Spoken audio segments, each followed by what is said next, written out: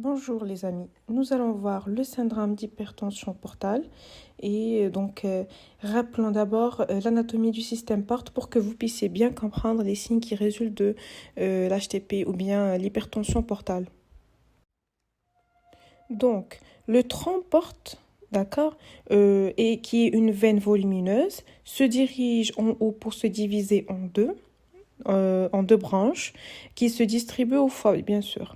Cette veine, elle ramène le sang veineux de la partie sous-diaphragmatique, du tube digestif, du pancréas et aussi de la rate. D'accord? Donc, cette veine est d'origine trois veines, comme vous voyez ici. En fait, la veine splénique, la veine mésentérique inférieure et la veine mésentérique supérieure. En fait, la veine splénique s'unit à la veine mésentérique inférieure pour former le tronc spléno-mésentérique. Et donc, ce tronc-là, il va s'unir à son tour à la veine mésentérique supérieure pour former le tronc porte. Et notez bien aussi que ces deux systèmes porte, c'est-à-dire la veine porte et ses branches, et le système cave, c'est-à-dire la veine cave inférieure, communiquent à travers des vénules au voisinage des extrémités du tube digestif et des parois de l'abdomen, à savoir, et aussi, la paroi gastrique et la paroi inférieure de l'œsophage. D'accord? Cette anastomose est très importante à comprendre pour ensuite bien assimiler les signes qui résultent de l'hypertension portale, car ces anastomoses en fait peuvent se développer encore plus quand on a de l'hypertension portale, d'accord? Et donc elles dérivent vers le système cave. Bien sûr, on va voir le détail par la suite. Donc, si on a de l'hypertension portale, déjà, voyons premièrement la définition de l'hypertension portale. C'est une pression dans le territoire veineux portal supérieur à 12 mm de mercure ou un gradient de pression qui entre les territoires veineux porte et cave supérieur à 5 mm de mercure. D'accord? C'est une c'est une définition, qui est hémodynamique. Et donc là, on verra la physiopathologie. Donc comme on a dit, si on a de l'hypertension portale, le sang va refluer, d'accord, puisqu'il ne pourra pas passer l'obstacle. Et donc, il y aura une reperméabilisation des anastomoses entre les deux systèmes porte et cave qui, à l'état normal, ne sont pas fonctionnels. D'accord? Donc, ainsi, ces anastomoses vont permettre la création de chemins directs, d'accord, sans passer par le foie vers la veine cave. Au lieu, bien sûr, comme j'ai dit, de passer par la veine porte.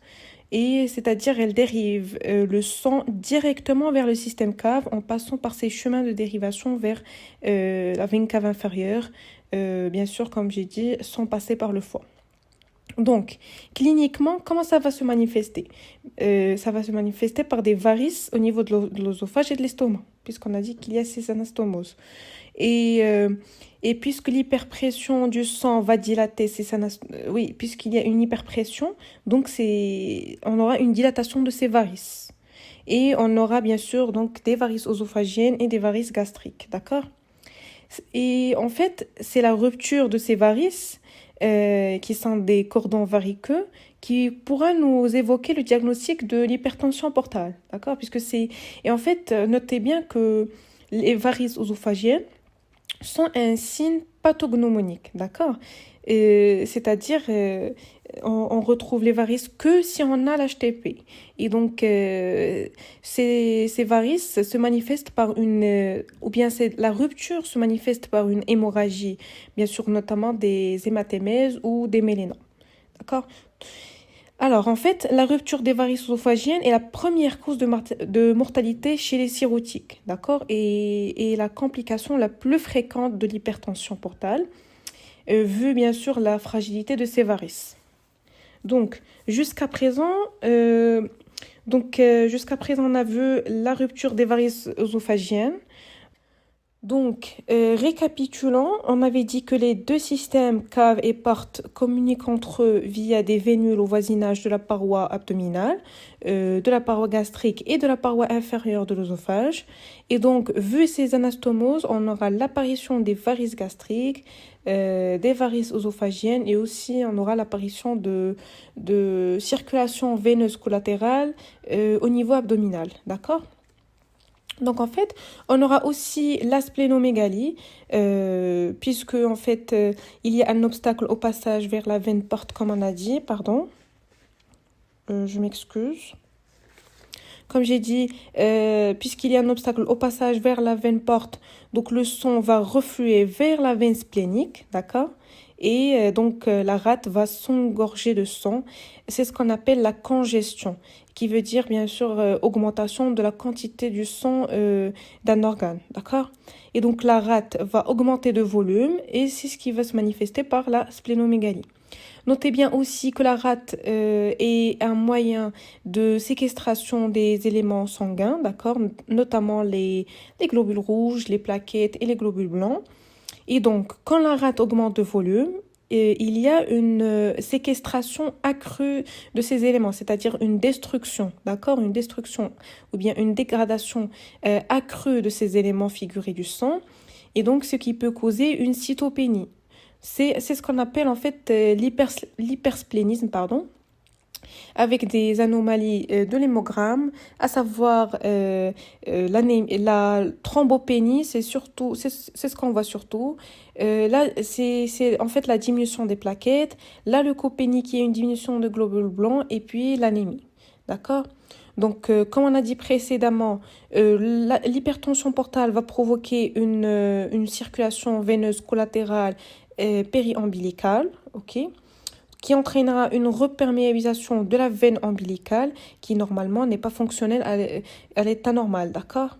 Donc cliniquement, ça va se manifester au niveau de l'ombilic par un aspect en tête de méduse, c'est une sorte de boule, d'accord? Mais ce syndrome est rarement présent. Sinon, on peut avoir aussi l'acide, ok, mais quand elle est associée à l'insuffisance, mais en fait, c'est-à-dire l'HTP n'est pas suffisante pour induire l'acide. Elle doit être associée à l'insuffisance hépatocellulaire, d'accord? Bien sûr, comme j'ai dit, l'HTP à elle seule ne peut point donner l'acide. Et bien sûr, il y a même un exemple qui va nous montrer que l'acide n'est pas toujours présent, c'est dans le cas de la thrombose de la veine porte, d'accord, où il n'y a pas de congestion hépatique et donc pas d'acide tout simplement.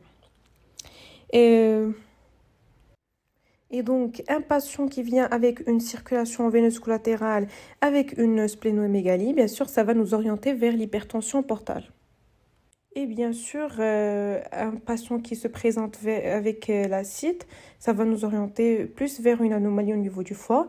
Donc, il faut voir est-ce qu'il s'agit d'une insuffisance hépatocellulaire. Donc, je pense qu'on a bien compris un peu la physiopathologie de l'hypertension portale. Donc, on avance un peu. Donc, la définition, c'est déjà dit. C'est une définition qui est hémodynamique, d'accord? Mais en routine, la mesure n'est pas toujours effectuée. Alors, concernant les signes cliniques et paracliniques, comme on a dit, on a la splénomégalie, le développement de la circulation veineuse collatérale avec l'aspect en tête de méduse au niveau périombilical, d'accord, ou bien au niveau ombilical.